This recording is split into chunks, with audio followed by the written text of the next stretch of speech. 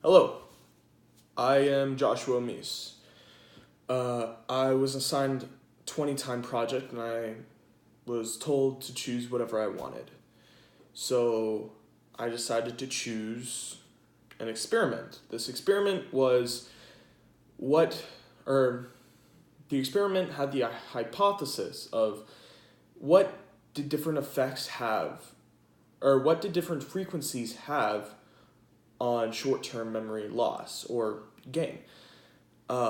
So my original hypothesis, my original theory was that the higher, this was for any person, the higher the frequency, the harder it is to remember stuff. So the effects of short-term memory is, in this case, lost. But I quickly proved with my first experiment that was wrong, as my father was the first one I experimented. I had many comments and many different things that kind of just went through my head as I was marking down the experiment. The first test itself, he got 1 minute, 28 seconds, 0.7. And at that point, there were no hertz, there was no different frequencies, it was just him with his mind. And the first test, which in my mind, after in my mind,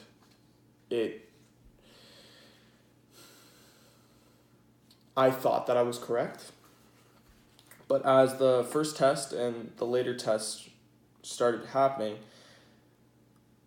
it showed more of a change in what actually happens, at least in my father's mind. So the first test was 500 hertz. He got 1:58.84. Second, he got 210.33. Third, he got 152.37. Fourth, he got 236.82. And at fourth, I was assuming that my hypothesis was correct, and I was extremely happy. But I was also curious. But as soon as the fifth test hit, his time dropped a minute from 236.82 on fourth test to 123.32 on fifth test. And on the sixth test, it jumped about 30 seconds to 151.45. On the seventh, it dropped from 151.45 to 117.17. On the eighth test, his time jumped again, but after the eighth, his time got extremely better. From 8th 123.02 to the 9th 122.49, to the 10th, the final test at 10,000 hertz, 110.90. So from his original test, it went from 128.70 to the highest in the tests was 226.82 at 1250 hertz. To the lowest, the highest hertz at 10, or the 10 tenths at 10,000, 110.90. I was extremely surprised by this, and I made a couple of theories after this, which was originally, I changed my hypothesis still as a wide range of people, as everyone.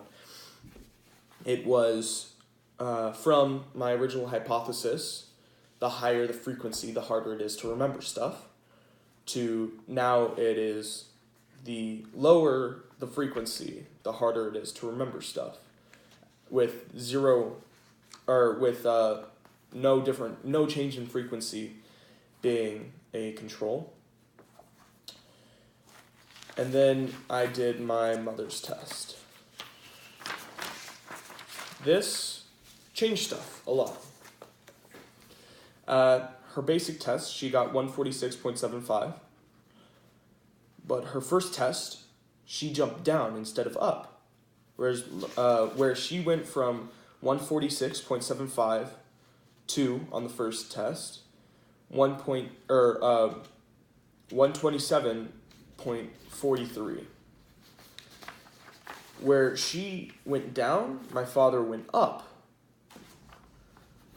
Where she went down by 20 seconds, my father went up by 30. So from that, I was thinking very differently. I was thinking, what if the gender has something to do with what it is, or with what can happen in the mind itself, with different memory through the hippocampus and through, that the Hertz have on the hippocampus. On her second test, she got 1.01.12. On the third, she got 130.27. Fourth, 125.47. And then it started going up. It started going up, and it continued going up until she hit her max at the seventh test, 1.2563, and then it jumped back down to what her normal, actually less than what her normal was. And instead, on the eighth test, she got 122.97. I was really confused, but she could have gotten lucky. It is some based on luck. To the ninth test, which was 159.05, to the 10th test at 2.0271.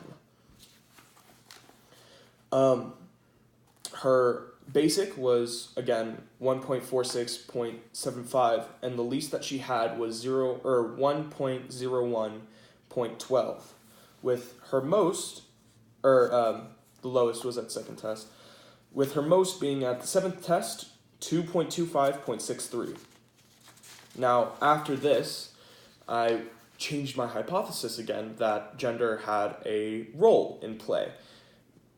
Female minds the lower the frequency is, the better their time is. The better that the hippocampus can retain any memories for instant, for lack of a better word, gratification.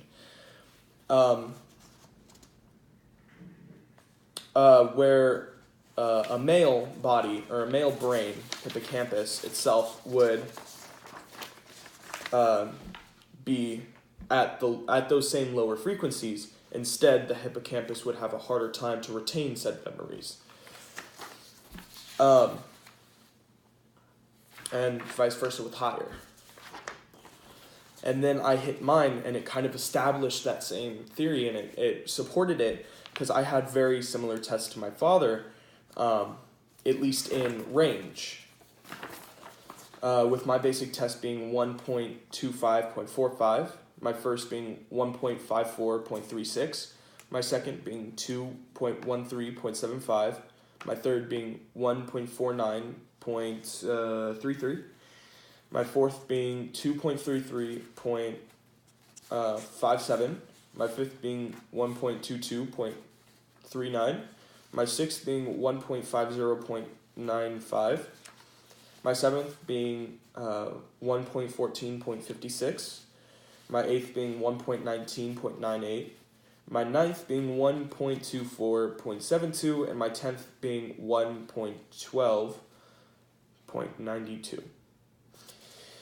Now, the highest I got was at the fourth test, around the same time my father got the highest, or in this case, highest time, lowest memory retaining. And then started dropping with jumps at the same spot where my father did. Now, there could be some heritage with that, and I would have loved to go further with that theory, but it's not necessarily a part of it. It's just something a little extra that might have to do with what's happening. Like, if I tested my sisters, if they had very similar times to my own mother's, then that might have a take on, instead of it being male female, it might have like male female of the same family, whereas other males would be better at the lower frequencies and females would be better at the higher frequencies. But in my family it switched. That could be another theory.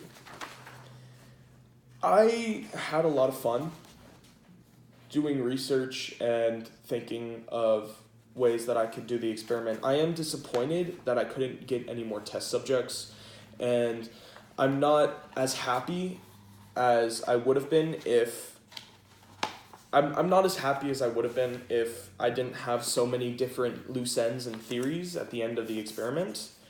I did what I could, and with that, I don't know. Like I said, I did what I could. I've had three test subjects. One was my mom, one was my dad, and the other was me. And all I can really say is I wish I had more, but I didn't. And it sucks. But that's my 20 time project.